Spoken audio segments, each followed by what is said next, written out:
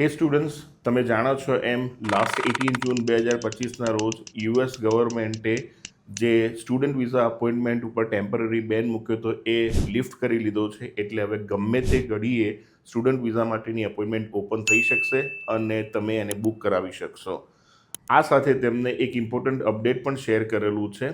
હવે પછી જ્યારે સ્ટુડન્ટ વિઝા માટે એપ્લાય કરશે ત્યારે એમની ઓનલાઈન પ્રેઝન્સ અને સોશિયલ મીડિયા હેન્ડલ્સ વધારે પ્રિસાઇઝલી ચેક કરવામાં આવશે.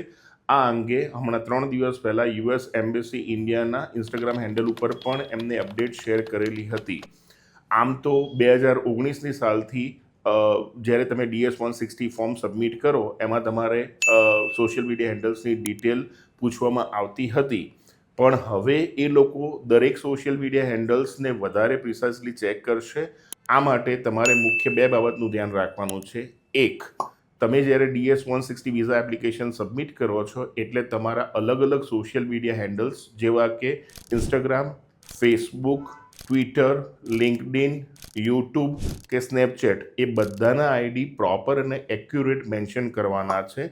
અને બીજું, આ દરેક સોશિયલ મીડિયા હેન્ડલ્સના પ્રાઇવસી સેટિંગમાં જઈ અને તમારે એને ઓપન ટુ પબ્લિક કરવાના છે, જેથી વિઝા ઓફિસર તમારા સોશિયલ મીડિયા હેન્ડલ્સની એક્ટિવિટી જોઈ શકે. તો તમે DS-160 ફોર્મ સબમિટ કરી અને એમ્બેસીમાં ઇન્ટરવ્યૂ સુધી પહોંચો એના પહેલાં આ 2 વસ્તુ કરવાનું ભૂલતા નહીં. Thank you.